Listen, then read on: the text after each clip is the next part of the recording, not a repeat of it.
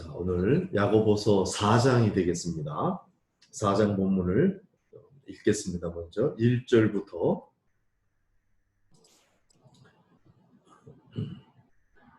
10절까지 한번 쭉 읽겠습니다. 1절부터 시작. 너희 중에 싸움이 어디로부터 다툼이 어디로부터 나느냐? 너희 지체 중에서 싸우는 정욕으로부터 나는 것이 아니냐? 너희는 욕심을 내어도 얻지 못하여 살인하며 시기하여도 능히 취하지 못함으로 다투어 싸우는도다.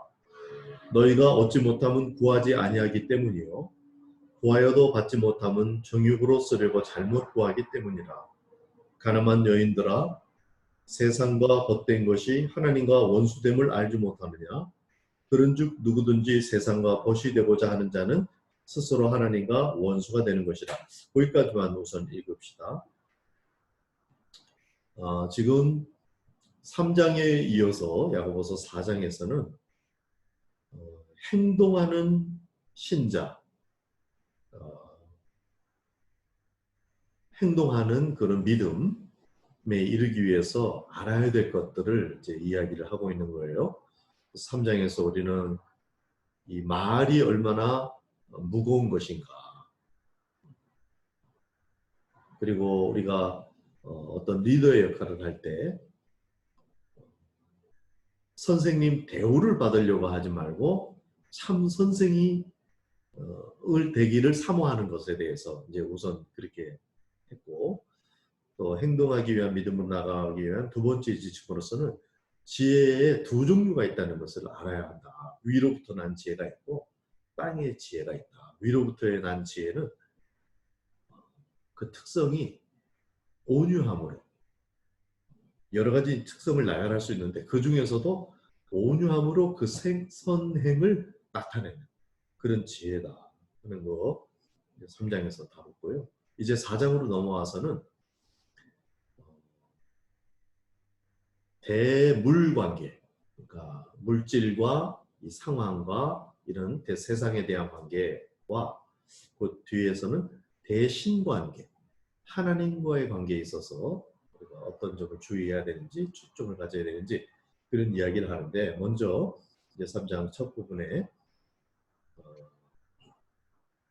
우리가 이제 무언가를 원하는 마음, 무언가를 얻어야 되겠다 하는 마음이 이제 사람들 마음속에 자연스럽게 있잖아요.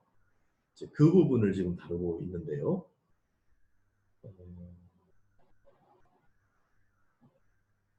너희 중에 싸움이 어디로부터 다툼이 어디로부터 나느냐?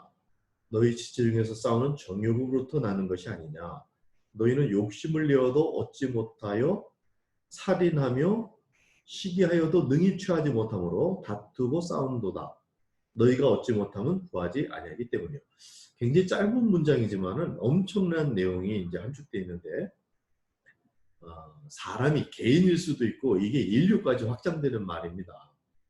무언가를 갖고자 하지만은 우리 스스로는 결코 가질 수가 없다. 그래서 실제로 이것을 쟁취하기 위해서 다투고 시기하고 심지어는 살인을 하고, 이게 이제 국가적으로 전쟁으로까지 가는 거죠. 그게 어떤 물질적인 결핍을, 자기의 결핍을 채우기 위한 것도 될 수 있고 정신적인 것도 될 수 있는데, 뭔가 갖고자 하지만은 가질 수가 없다는 거예요. 그걸 밝히 말하고 있으면서 왜 그러냐? 구하지 않기 때문이다 이렇게 돼 있어요. 구하지 않고도 쟁취하는 사람들이 있다고 생각되는데, 성경은 그 갖지 못하는, 진정으로 갖지 못하는 그 이유는 하나님께 구하지 않기 때문이고, 그 이유는 하나님이 창조주시기 때문에 그렇습니다. 우리가 피조물이고, 그래서 우리가 무언가 정말 우리에게 필요한 뭔가를 얻고자 한다면 하나님께 구해야 한다. 그런 관계라 해야 된다. 모든 인류는 그런 관계에서 하나님으로부터 받아야 그것이 충족이 되고 만족이 되는 것이지, 설사 내가 어떤 것을 나의 노력과 쟁취하는 투쟁으로 가졌다 하더라도 결코 만족이 일어나지 않는다 하는 것입니다.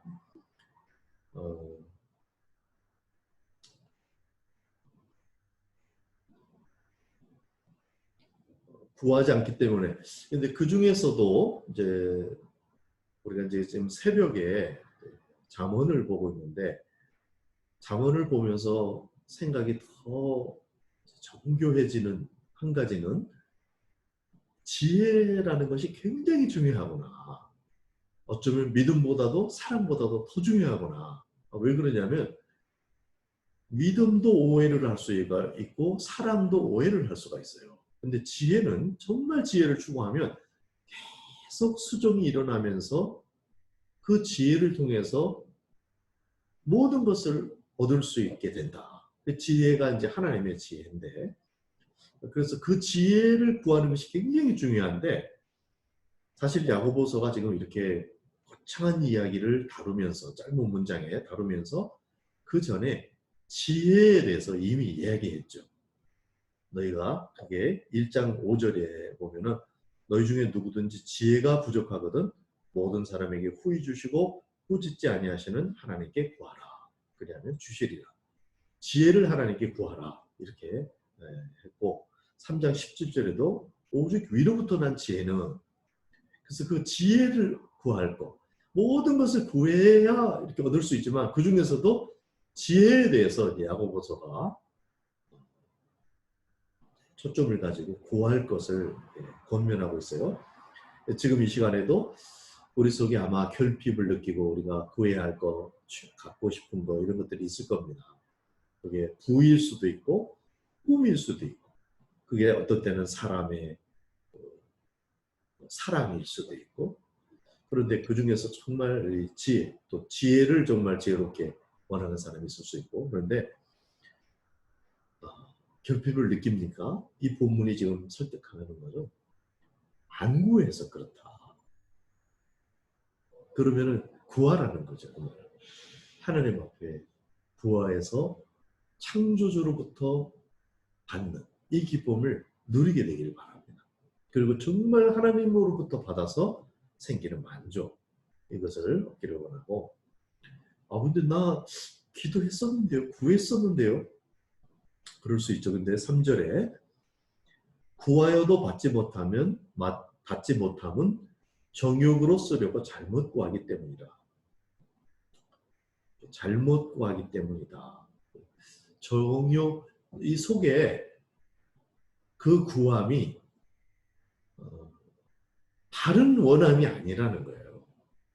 그러니까 아이가 아빠한테, 아빠의 굉장히 사랑받는 아기인데 면도칼을 달라. 지금 같은 그런 안전한 면도기 정도가 아니고 면도칼을 만약에 달라, 부엌칼을 달라, 줄 수 없죠. 잘못 구하면은 줄 수가 없는 거죠.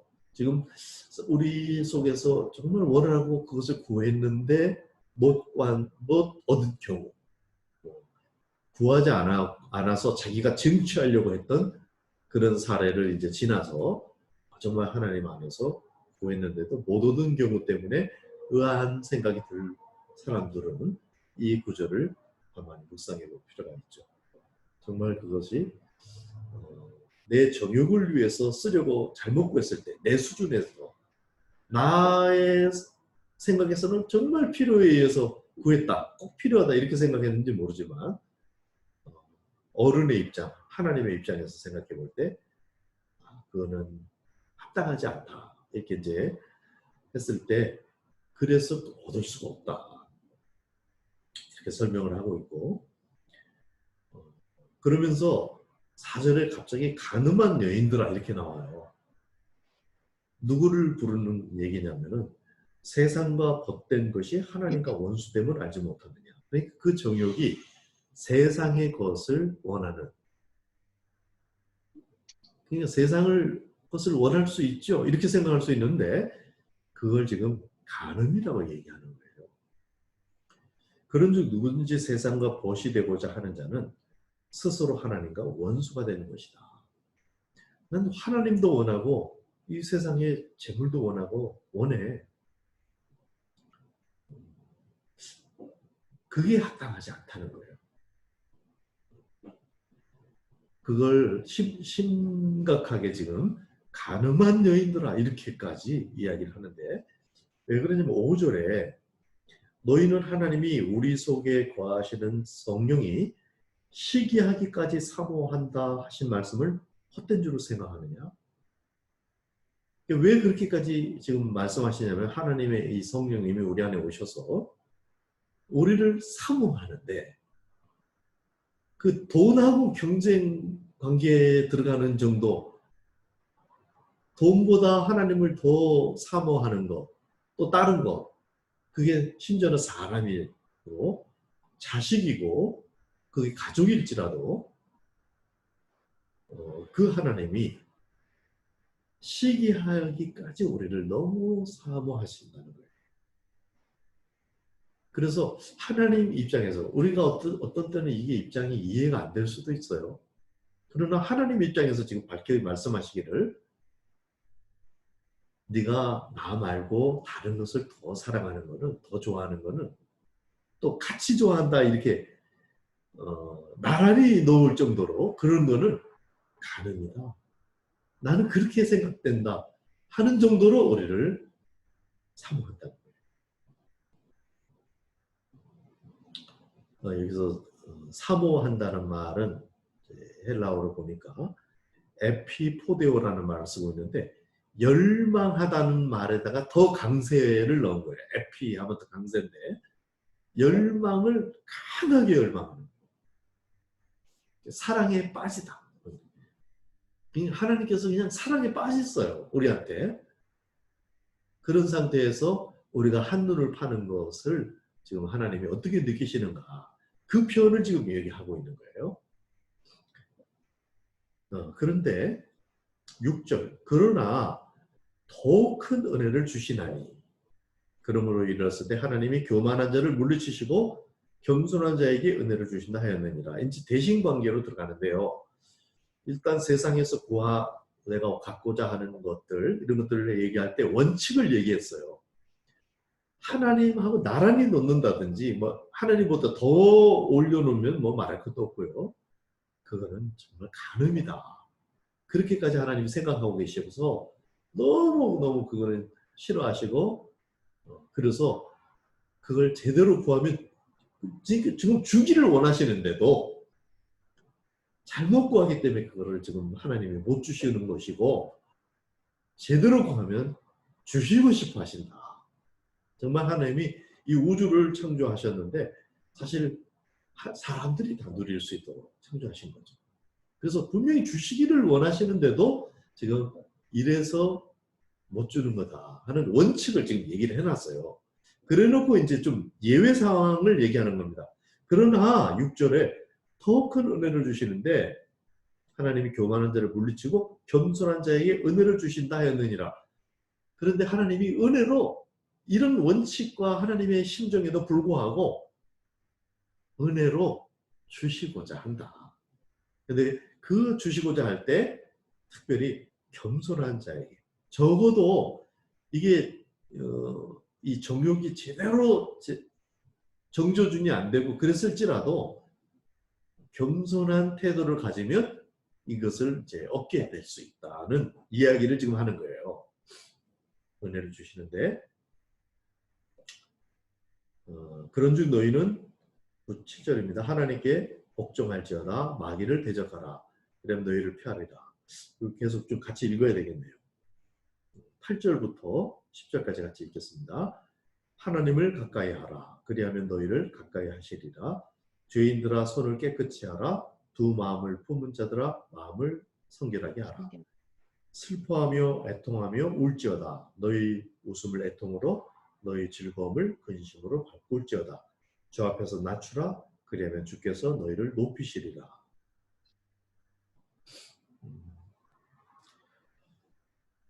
아까는 대물 관계였다면 지금은 대신 관계이거든요. 사람 믿음의 행동하는 믿음으로 이끌어주고자 하는 지금 말씀이에요. 그래서 우리가 이런 것들을 이해할 때 더 믿음을 행동으로 나타낼 수가 있고 성숙한 믿음을 표현할 수 있게 되는데, 대신관계, 하나님과 가까워지는 길은 세상의 그 어떤 것보다도 더 하나님을 갖고자 할 때, 이제 이렇게 그럴 때 이제 이게 되는 건데, 그러나 그렇지 못할지라도 은혜로 지금 주시는데, 특히 겸손한 자에게 주신다. 이 겸손이 제일 처음에 나오는데 그 뒤에 이제 쭉 내용들이 나와요, 몇 가지가. 근데 겸손은 경외의 현상입니다. 구약을 전체를 통틀어는 하나님이 사람에게 요구하는 한 단어 중에 하나는 경외라는 거죠. 하나님의 높으심과 우리의 낮음을, 그 간격을 깨달을 때 그 경외, 경탄 이런 이제 태도가 되는데, 그 하나님을 경외하는 것이 되면 자연스럽게 겸손해지죠. 그래서 그런 겸손함, 그것이 바로 하나님의 은혜를 받는 손이다. 그래서 겸손한 자에게 주시고, 이게 너무나 당연한 거는 창조주와 피조물 사이다 보니까 하나님이 정말 우리에게 사랑에 빠져버렸다, 이렇게 이제 표현하실 정도로 돼 있는데, 그렇지만은 우리는 피조물이고 하나님은 창조주인 거예요. 그러니까 하나님과 우리 사이에, 우리가 만약에 창조주를 제키고, 그거는 사탄이거든요. 그거를 허락할 수는 없어요. 하나님이 굉장히 우리를 아끼시고 자기 아들을 내어주셔서 죽기까지 사랑하시는 그 최고의 진한 사랑을 가지고 계심에도 불구하고, 그것마저도 사실 우리를 위한 것이기도 하겠죠. 우리가 사탄이 되고 귀신으로 떨어지는 것을 허락할 수가 없으시죠. 근데 그게 뭐냐면 겸손을 유지하도록 하는 겁니다. 경외감을 가지고. 그래서 겸손할 때 하나님으로부터 받을 수가 있게 된다. 7절, 그런즉 너희는 하나님께 복종할지어다 마귀를 대적하라. 그러면 너희를 피하리라. 사실 이게 같은 말인데요. 하나님께 복종하라. 제가 여러 차례 복종에 대해서는 여러 성경이 굉장히 많이 나오기 때문에, 신약 성경에 이거는 휘바라는 헬라어라고 말씀드린 바 있습니다.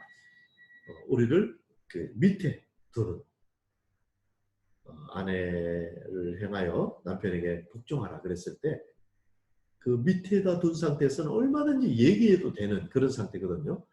밑에 두는 거예요. 밑에 두면 그런 상태에서 얼마든지 얘기를 할 수가 있어요. 그걸 기도고, 하나님은 그걸 오히려 원하세요. 원하는 걸, 말하는 거를. 그래서 그게 이제 복종 상태입니다. 그러니까 하나님께 복종하라. 이게 율법을 쫙 내려놓고 이거 지켜야 돼, 이런 식의 요구가 아니고, 지금 피조물로서 하나님과의 그 관계에 있어서 그 밑에 두는 태도, 그거를 딱 유지하면 그때부터는 나하고 모든 걸 얘기해도 되고, 그 다음에 내가 뭐 주고 싶고 그걸 제대로 받을 수 있고, 이런 관계가 형성이 되기 시작한다는 거예요. 단추로 말하면 첫 단추를 제대로 딱 끼는 거죠. 그게 이제 복종이라고 얘기하고, 반대로 여기 마귀를 대적하라. 당연히 지금 영적인 것을 얘기할 때 이제 하나님에 대해서 그렇게 하고, 마귀는 엄중하게 대적하면은 피하도록 돼 있다. 굉장히 간단하게 이야기를 하고 있습니다. 그다음 8절, 하나님을 가까이 하라. 그리하면 너희를 가까이 하리라. 이 사랑의 관계다 보니까 하나님은 이미 굉장히 우리에게 마음을 쏟아놓으시고 있잖아요. 시기하기까지 사모하고 있으니까요. 그러니까 우리의 마음이 그렇게 하나님을 향하면 하나님은 얼른 그것을 이제 마중하신다, 이 말이죠. 의지를 발동해야 되겠죠. 우리의 인격을 하나님 존중하시니까 우리의 의지를 가지고 하나님께 집중하는데, 세상의 모든 것보다 정말 이 고백, 우리가 말로 아니라 정말 그런 고백을 우리 안에 정말 있을 때 하나님의 것을 정말 받고 누리게 되게 된다. 죄인들아 손을 깨끗이 하라. 두 마음을 품은 자들아 마음을 성결하게 하라. 마음을 성결하게 하지 않은 상태를 두 마음을 품을 상태라고 하는 거예요. 양다리를 거친다 뭐 이런 말을 쓰죠. 그게 성결하지 않은 상태라는 거예요. 성결하다. 예를 들어서 신부가 신랑에게 성결하다. 그것은 뭐 겉모양을 예쁘게 한다, 깨끗하게 한다 그런 정도만이 아닌 거죠. 마음이 온전히 신랑에게, 두 남자에게 막 있는 그런 상태가 아니고 온전히 남편에게 있는, 신랑에게 있는 그런 거겠죠. 그걸 성결이라고 한다. 그렇게 하라. 9절 슬퍼하며 애통하며 울지어다. 너의 웃음을 애통으로 너의 즐거움을 근심으로 바꿀지어다. 그러니까 하나님과 가깝지도 않으면서 웃음과 즐거움이 있다. 큰 문제이고 이거는 미끄러운 길입니다. 엎어지는 길입니다. 그러니까 하나님하고 친근함을 느끼고 있지 못할 때 애통하는 마음을 가져야, 그래야 뭔가 길이 있다 이 말이에요. 지금 이 여러 가지로 얘기를 했지만 겸손, 복종, 가까이 하는 거, 성결, 애통, 근심 뭐 이런 식으로 여러 가지로 얘기를 했지만 사실은 한마디죠. 그냥 온 마음으로 사모해라. 참 하나님이 이기적이라서 그럴까요? 왜냐하면 하나님이 먼저 우리를 향해서 그런 마음이시기 때문에 그래요. 전체를 주고 전체를 받고 싶은 그런 사랑의 미롤, 그 관계. 참 놀라운 거죠.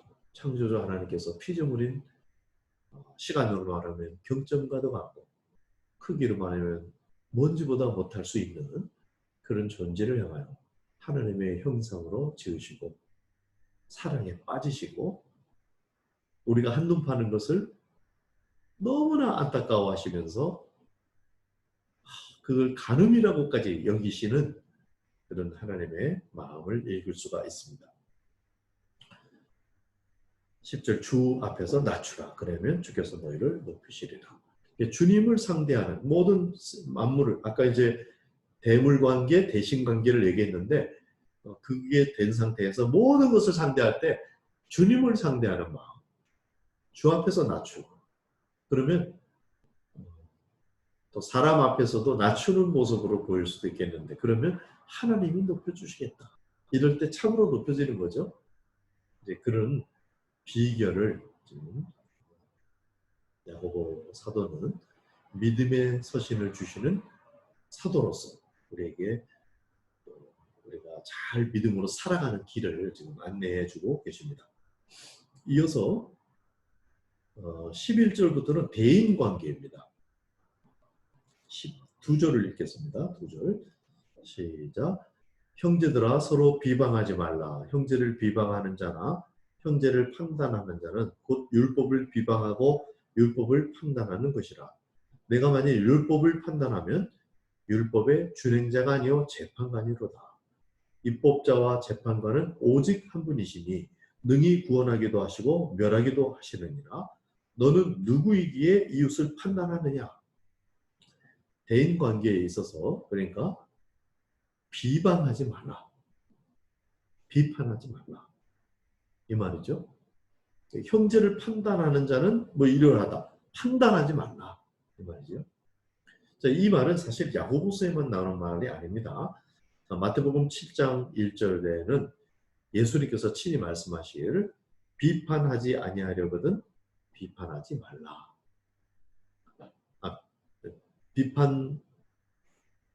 비판받지 아니하려거든 비판하지 말라. 그러니까 우리를 보호하시기 위해서 내가 다른 사람을 비판하면 비판을 또 받게 되기 때문에 우리를 보호하시기 위해서 하시는 말씀이에요. 비판하지 말라. 비판은 왜 하게 되는가? 속에서 뭔가 판단이 된 거거든요. 판단도 하지 말라. 정죄하거나 나의 잘못된 설익은 기준으로 딱 재단을 해버리는 거죠. 그걸 고려하라. 그거 하는 거는 재판관이 하는 거다. 재판관, 너 재판관이냐? 재판관은 오직 한 분인데 하나님만이 재판관이다. 우리는 율법을 준행하는 자지 율법의 재판관이 아니다. 이렇게 지금 사도 야고보께서 말씀하신 거죠. 판단하지 말라도 로마서 14장 이후로 보면 로마서의 그 믿음으로 사는 삶에 대한 책이 로마서로 알려져 있잖아요. 1장부터 8장까지는 믿음에 관해서 얘기하고 9장부터 11장까지는 이스라엘에 관해서 얘기하고 12장부터는 그 믿음의 적용이에요. 삶에 대해서 얘기하는데 그 내용의 마지막 핵심이 뭐냐면 예수께서 우리를 받으신 같이 서로 받으라 합니다. 서로 용납하라는 게요. 이게 결론이에요. 믿음의 삶을 그렇게 살아서 그 용납함, 용서와 용납이라는 그 힘을 가지고 땅끝까지 가고 이방을 주님께 돌리는 제사장 역할을 감당하는 거. 이런 이제 선교 이야기를 로마서에서 하고 있는 거거든요. 그 핵심이 용납하는 게 들어있는데 용납하려면은 비판을 안 하고 판단을 보류하고 이 앞에 로마서의 14장부터 그 얘기가 쭉 나와서 15장, 16장으로 가는 겁니다. 그러니까 이 얘기는 야고보서도 동일한 사도들이 지금 동일한 말을 하고 계세요. 심지어 사람을 비판하고 판단하는 것은 다른 말로 율법을 비판하고 판단하는 것이다. 이렇게 말씀하신 거죠. 그렇죠? 그 뒷부분에 형제를 비방하는 자나 형제를 판단하는 자는 곧 율법을 비방하고 율법을 판단하는 것이다. 그러면 좀 더 말씀 더하면 율법을 주신 하나님을 비판하는 것이 될 수도 있는 거죠. 그러니까 굉장히 우리가 나는 옳아서 나는 내가 옳고 그러니까 이렇게 저렇게 판단하고 비판하고 이것을 편안하게 보통 사람들은 할 수 있지만 이제 믿음의 삶을 살고자 하는 사람들은 이게 굉장히 중요한 문제인 거예요. 그 비판과 판단을 감히 우리가 하나님께로 향하게 되는 것이 되기 때문에 사람을 비판하고 판단하는 것이 굉장히 우리의 생각에 큰 영향이 지금 있어야 됩니다. 야고보서 이 말씀을 들으면서 대인관계는 이제 그렇게 해야 되고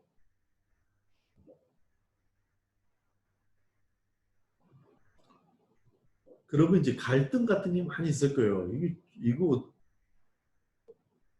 이제 나는 옳다고 생각하고 이게 막 비판이 속에서 막 일어나려고 하고 판단이 움직이고 이렇게 할 때 이걸 보류하면서 하나님 앞에 기도하면서 있을 때 이게 이제 점점 하나님의 마음과 하나님의 심정과 하나님의 그 정확한 뜻 어떤 게 정말 옳은 건지 내가 지금 옳다고 생각하는 수준이 하나님이 원하시는 그 수준하고 어떻게 다른지 이것을 점점 시간이 가면서 알게 되는 것입니다.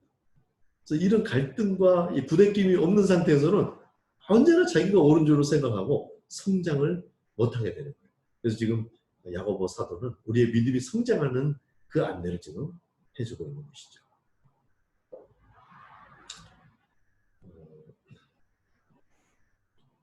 13절부터는 이제 부에 관한 겁니다. 인생관과 부에 관한 것인데 13절부터 그 다음 장까지 이어지는데요. 같이 한번 읽어보겠습니다. 13절부터 시작. 들으라 너희 중에 말하기를 오늘이나 내일이나 우리가 어떤 도시에 가서 거기서 1년을 머물며 장사하며 이익을 보리라 하는 자들아. 내일 일을 너희가 알지 못하는도다. 너희 생명이 무엇이냐. 너희는 잠깐 보이다가 없어지는 안개니라. 너희가 도리어 말하기를 주의 뜻이면 우리가 살기도 하고 이것이나 저것을 하리라 할 것이거늘 이제도 너희가 허탄한 자랑을 하니 그러한 자랑은 다 악한 것이라. 그러므로 사람이 선을 행할 줄 알고도 행하지 아니하면 죄니라.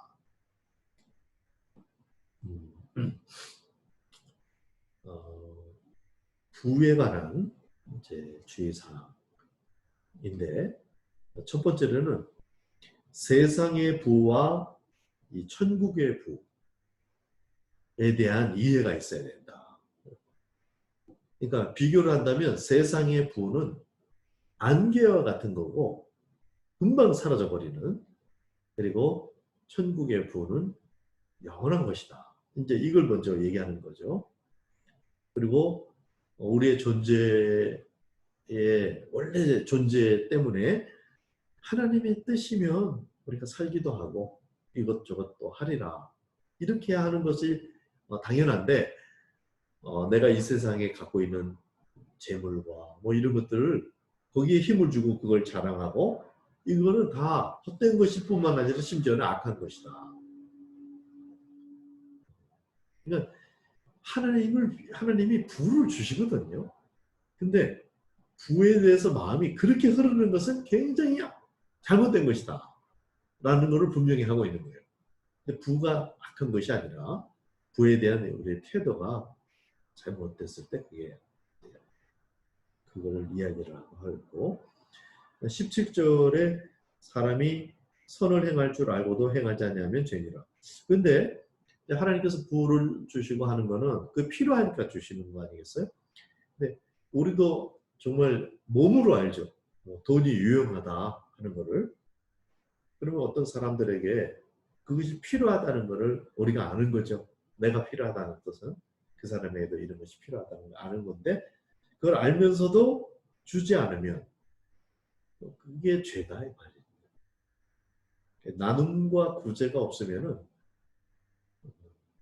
여기는 적극적으로 그게 죄다 이렇게까지 얘기하는 거예요. 자기의 배만 불리우고 하는 것이다 이렇게 말을 하는 셈입니다. 그걸 야고보서 2장에서 이미 이야기를 했었습니다.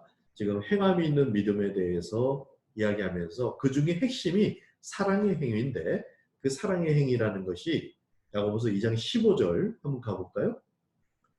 15절부터 17절까지 읽어보겠습니다.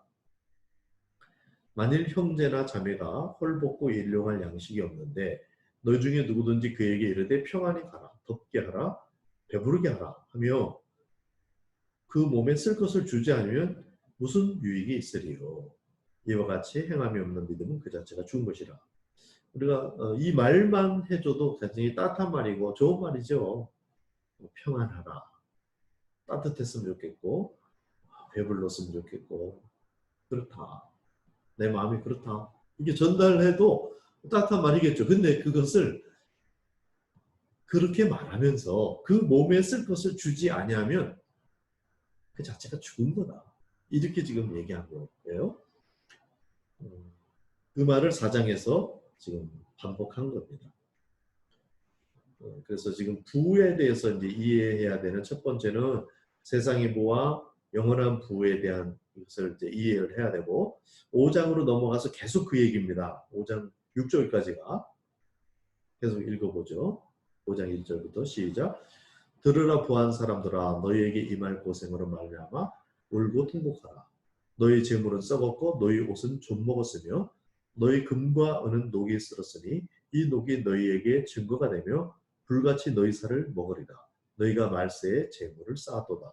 보라, 너희 밭에서 추수한 품꾼에게 주지 아니한 삭시 소리를 지르며 그 추수한 자의 우는 소리가 만군의 주의 귀에 들렸느니라. 너희가 땅에서 사치하고 방종하여 사르교의 날에 너희 마음을 살찌게 하였도다. 너희는 의인을 정죄하고 죽였으나 그는 너희에게 대항하지 아니하였느니라. 여기까지요. 그래서 이제 부에 대해서 계속 이야기하는데, 두 번째 잘못된 부가 이제 세상에서만 생각하는, 생각을 하늘에 쌓을 생각을 미처 못하는 그런 것을 얘기하고, 두 번째는 이제 세상에 쌓아두는 부입니다. 3절에 너희 금과 은은 녹이 쓸었으니 이 녹이 너희에게 증거가 되며 불같이 너희 살을 먹으리라. 너희가 말세에 재물을 쌓았도다. 제사를 축적하는 거예요. 그래서 이것은 이 재산, 하나님이 주시는 부는 축적하는 용도가 아니고 흘려보내주고, 그 흘려보내준다는 말은 쌓는다는 말로 표현한다면 하늘에 쌓는 겁니다. 그렇게 지금 우리에게 재산을 주시고 재산을 관리하기를 원하는 거예요. 이 세상에 살면서 우리의 부, 우리에게 허락되는 부를 이런 식으로 사용하도록 지금 말씀하시는 거고요. 심지어 잠언 19장 17절에는 가난한 자를 불쌍히 여기는 것은 여호와께 구워드리는 것이다. 우리가 하나님께 구워드린다는 거예요. 그럼 하나님은 그걸 갚으실 뿐만 아니라 이자를 쳐서 주시겠죠? 그래서 그의 선행을 그에게 갚아주시리라. 잠언에 이렇게 말씀하고 있고요. 마태복음 6장 19절에는 보물을 땅에 쌓아두지 말라. 보물을 하늘에 쌓아두라. 이런 말씀이 있습니다.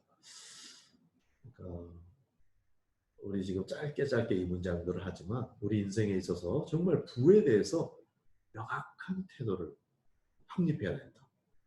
그게 삐뚤어지면 간음이다. 간음. 내가 다른 사람하고 뭐 이렇게 그렇게 가는 그게 아니라 지금 마음이 이렇게 제대로 이게 정리가 안 된 상태가 어중간한 두 마음을 품은 것이요 간음이다. 부에 대해서 재물에 대해서 정확하게 정립이 되시기를 바랍니다. 4절은 불의한 부에 대한 겁니다. 여기에는 많은 사람이 해당이 안 될 수도 있지만 부를 축적하는 방법에 있어서 사람들이 불의한 방법으로 이제 하는 수가 있는데 추수한 품꾼에게 주지 아니한 삭시 소리를 지른다. 추수한 자의 옳은 소리가 하나님께 들린다. 그러니까 이게 기업을 한다든지 많은 부를 다루는 사람들, 뭐 큰 부가 아니더라도 작은 가게에서 주인 역할을 하는 사람들 일지라도 명심해야 하는 것입니다. 좀 마음을 아프게 할 만한 그런 내가 돈을 내가 쥐고 있는 사람으로서 그렇게 되지 않도록 그 사람들이 하나님께 호소함으로써 내가 하나님께 야단받을 수 있는 그런 상황이 되지 않도록 불의한 부에 대해서 이제 경고를 하고 있는 것이죠.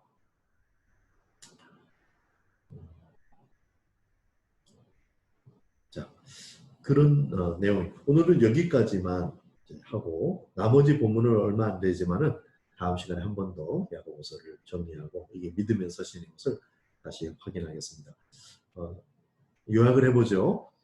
지금 3장부터 행동하는 신자가 될 수 있도록 안내를 해주는데 일단은 말이 굉장히 중요한 것을 이해해야 되고 근데 이게 제대로 관리가 되려면 정말 하늘로부터 온 지혜가 필요해요. 잠언하고 제가 같이 읽게 돼서 그러는지 모르겠는데 정말 생각하면 생각할수록 정말 지혜를 구해야 하겠다. 정말 하나님께로부터 지혜를 구하고 그 지혜를 통하여 사랑을 잘하고 정말 믿음을 바르게 하고 믿음 생활하고 이렇게 할 수 있도록 하늘의 지혜, 땅에서 뭐 똑똑하게 그런 뜻이 아니라 그런 지혜를 구하는 두 번째 지침. 그 세 번째는 4장에서 뭔가를 우리가 얻으려고 할 때 구하지 않아서 못 얻는 거다. 이 말이 우리에게 새롭게 깨워주는 영역이 많을 겁니다. 근데 구해봤는데도 안 된다. 정욕 때문에 그러는 거니까 우리 마음을 잘 살펴서 하나님보다 더 마음이 가거나 그런 순간들에 대해서 잘 왜냐하면 하나님이 시기하기까지 우리를 사랑하시기 때문에 그렇다. 그래서 그 하나님께 다가 이제 그 관계 그러나 우리가 정말 그게 정확하게 완전히 딱 준비가 못 돼도 사실은 하나님이 주고 계시고 은혜를 베풀고 계시다. 그런데 그것은 겸손한 자에게 그것까지 안 된 상태에서 하나님이 주실 수가 없는 거예요. 주시면 오히려 그것이 나쁜 것을 강화시키는 것이 되기 때문에 그래서 겸손한 자, 복종 뭐 이런 단어들을 이제 사용했습니다. 그것은 전심으로 온 마음으로 하나님을 나아가는 것이다. 이렇게 세 번째 얘기했고 대인 관계에서는 비판, 판단 이런 것을 보류하는 겁니다. 완전히. 비판하고 판단하는 것은 하나님의 말씀을 비판하고 판단하는 것일 뿐만 아니라 나아가서 하나님을 그렇게 하는 거다. 이렇게까지 지금 하나님이 생각하고 계시다는 거예요. 그러니까 우리가 내가 뭐 그 정도 비판했다고 나 스스로 그렇게 해서는 아니고 지금 하나님 말씀이 그런 정도니까 내가 비판이 돌아가고 이게 굉장히 심각한 현상이구나 하고 이것을 해통하면서 기도해야 될 내용이다. 그리고 부에 대해서 이걸 인생관에 있어서 잘 이해해야 돼요. 부가 우리에게 영향이 굉장히 크니까요. 인간에게 이 비중을 차지하니까. 이것에 대해서 잘 이해해야 되는데 이것은 하나님이 필요해서 사실 우리에게 주기를 원하시는 내용인데